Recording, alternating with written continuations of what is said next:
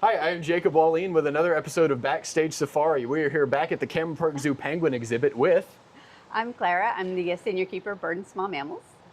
And today we're going to meet the new baby penguin chicks here.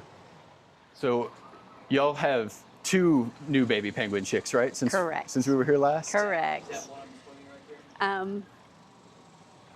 Yes, Charlie is in the water right now. He's our oldest chick. And you can see him just kind of bopping around right there. And how old are the two chicks now? So Charlie is almost 12 weeks. He was born on April 5th, which was Easter Sunday. And then Lucy was born about a month later. She was born on May 9th. Awesome. And who were each chick born to? Charlie's parents are Shirley and Tom. For Shirley, she's a first-time mom, but Tom has raised chicks in the past, so together they made a really good pair, and Tom kind of showed Shirley the ropes. And as you can tell, we have a nice, big, healthy chick that's larger than some of the adult birds we have on exhibit here. I was going to say. Yeah, they grow up really fast, but you can see his nice gray color still distinguishes him from an actual adult. So when he hit about that 8-week mark, he lost his down and he got in his waterproof feathers.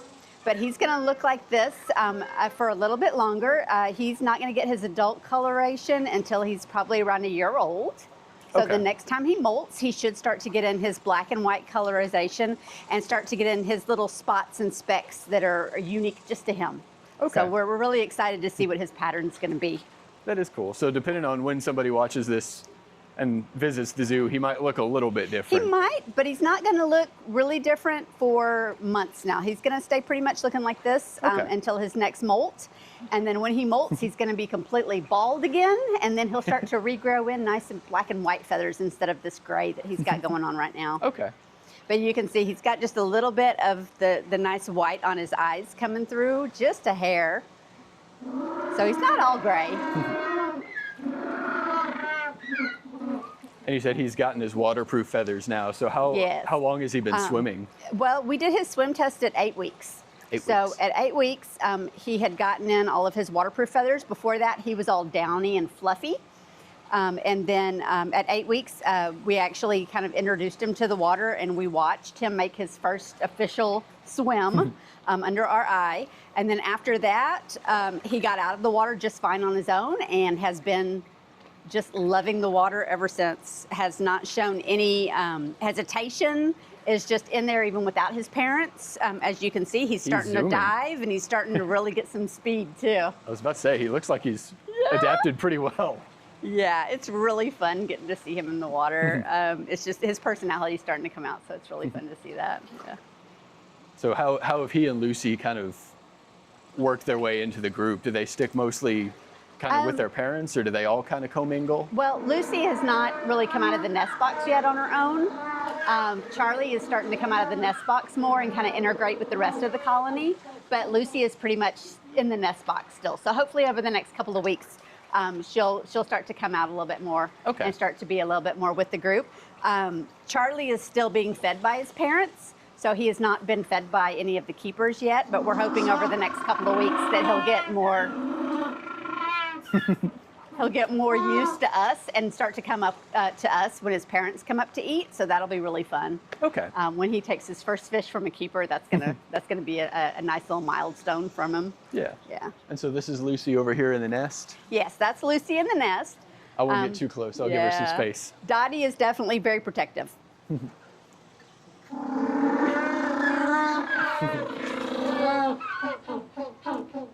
So she's kind of sticks in there with her parents? Right. I haven't, none of us have actually seen her out of the nest box yet. But she definitely will sit right at the front of the door and kind of watch what's going on. And her nest box is in a really good spot for public to see. It's right front and center to the windows, so public can see her really, really, really good. Charlie's nest box is kind of tucked around the corner, so it was a little harder for people to see him right off the bat. So we're hoping that people get a glimpse of Lucy, before she makes her debut out of the nest box. That makes sense. And how old did you say she was again? Lucy is almost 8 weeks now. 8 weeks. Okay. Yeah. So she was May 5th. So she's just a month behind Charlie, right about a month behind. Okay. And do you know how? I know that these are the first two penguin chicks y'all had at the zoo, right? Right. Yeah. So it's a learning curve for everybody. I was going to ask how long it typically takes, but if you're still kind of learning it. Yeah. Normally, Charlie should already be eating from the keepers, but Tom is the kind of dad who tends to feed his chicks way later than most penguins feed their chicks. So we're just kind of waiting on Tom and Shirley to kind of introduce Charlie to coming up to eat on his own. Okay. Yeah. Yeah. So yeah, like I said, it's a learning curve for all of us, but it's a great learning curve. We adore it. We love having the parents actually raise, their own chicks and do all the natural things with them and just bring them up to us on their own timeline. So yeah we're just really excited that we've got two sets of really good parents going on here. So that is great. Yeah. So how, we've kind of touched on this. How long are they typically raised by their parents before? Will they kind of go off on their own at some point? Will they all? I know it's more of a zoo environment, so I'm sure they don't necessarily go off as much. I would assume that. By that next molt, they're not going to be like mature birds until they're almost 5 years old. Okay. But I would assume by like 6 months, they're going to be kind of more independent and not hanging out with mom and dad so much and kind of making their own friends. Okay. But that's also going to be just a learning curve for us too. We'll just kind of wait and see. So these two chicks are a big milestone then. It's the first ones to be born here, right? Yeah, it was definitely a first for our zoo. We like to joke that we had 3 firsts for our zoo in 1 month, and they all happened in the bird department. We had our first penguin chick, we had our first black-footed cat kitten, and we had our first scarlet ibis chick, all born in the same month. That is crazy. Yeah. Yeah, we've covered that a little bit about the baby boom happening at the zoo. Yeah. Yeah. And then to have Miss Lucy join us not even a month later was just, kind of icing on the cake there. So Lucy looks like, ooh, the parents are coming to say hi. Yeah, that's Dottie. We'll give you some space, don't worry. They're much more comfortable around us. Yeah. Being very sociable. But if you were to get within 2 feet of Lucy, no. Yeah, I'm trying to make sure I don't this is a safe zone, yeah. Get into any of their personal space here. So Lucy looks slightly different from Charlie. Has she gotten her swim feathers yet? Can you tell? She should be. We'll check her at her 8 weeks and see if they've all come in on the back. Okay. Because right there at the end, Charlie had like a mohawk of baby feathers still, and it was really super cute. But Lucy will come out for her 8-week checkup, and we'll decide then if she's going to get her swim test then, or if we're going to wait a couple of more weeks. Since she's she's a good sized chick. She's pretty much right on level for where Charlie was. Again, we talked a little bit about how quickly do they grow. Will they get to be about the same size as the other penguins, I'm assuming? Yeah, if you look at Charlie, he's already pretty much the same size as an adult bird. Yeah. So normally birds have to grow up pretty fast just in order to keep up with the adults. So most birds in general are going to be adult size by 3 months. Oh wow! But they won't be mature birds.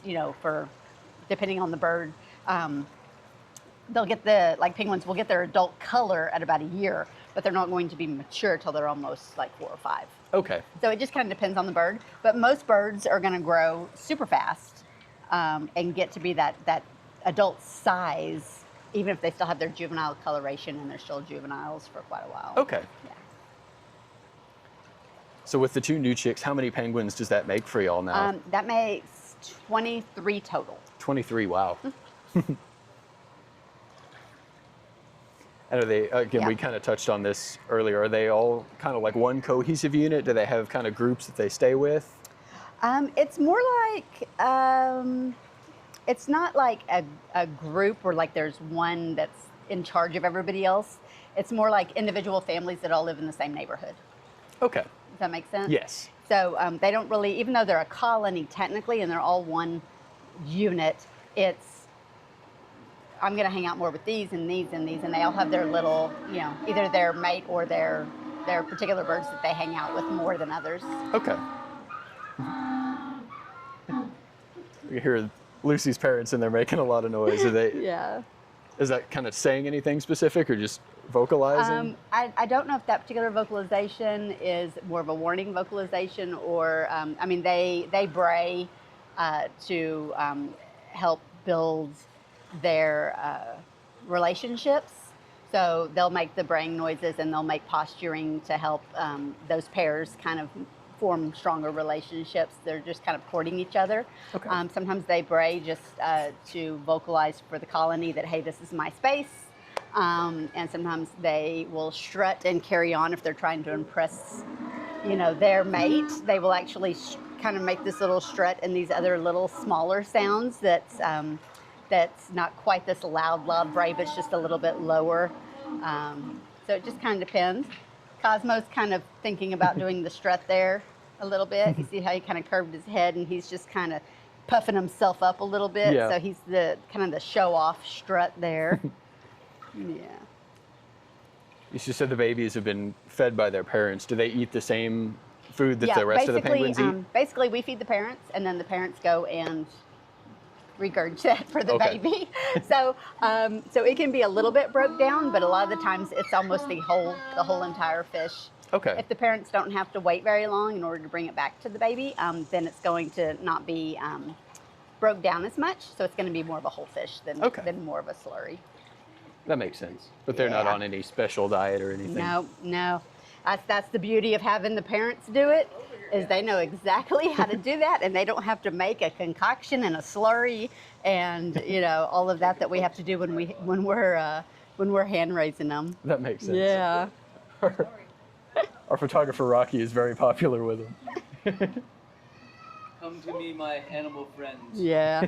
And Cosmo is like, your shoelaces make great nesting material. I will take them. Oh, I didn't think about that. Yeah. That's okay, though.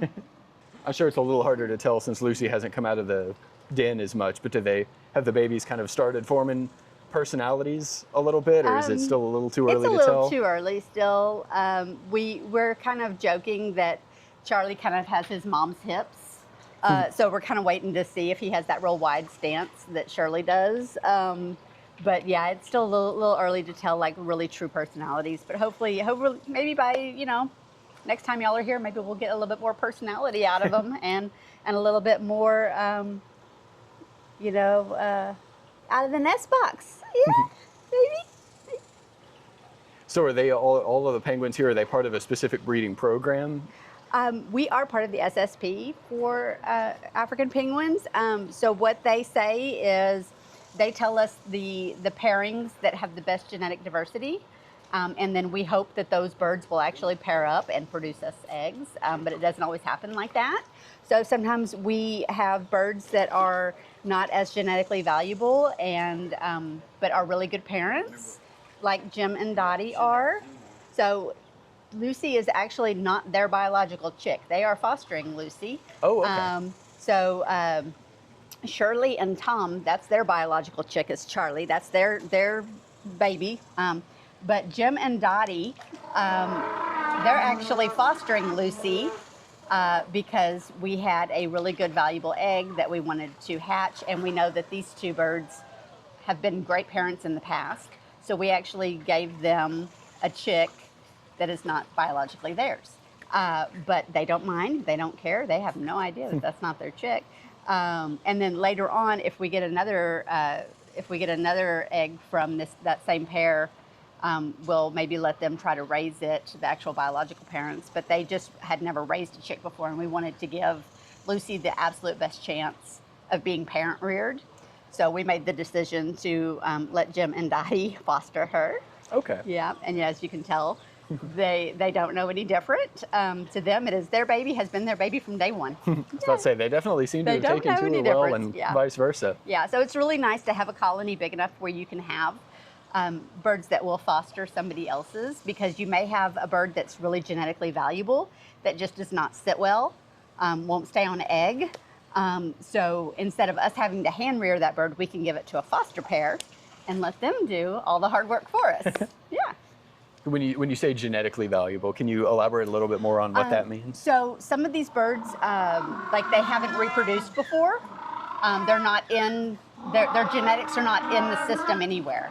So if we have a bird that has never had a chick before and we really want them to have a baby, and they produce an egg, but they're just not sitting good, they're not showing that maternal instinct good, then we can take that egg, which is great genetics, has a lot of, is not related to anybody else hardly in the system. So that's what we want. We want to have as many penguins possible that are not closely related. Okay. Okay. So we don't want a nice, a nice straight line family tree. We want a nice branch Yeah, family that makes tree. sense. So that was our question with Lucy was we had never had an egg from Lucy's actual biological parents, who are Rosie and Rupert, but Rosie and Rupert had never raised a baby before either. So we just wanted to give Lucy the absolute best chance possible. So we have a very good genetically valuable baby out of good parents that would not produce a genetically valuable baby on their own. Okay. Yeah. That makes sense. Yeah.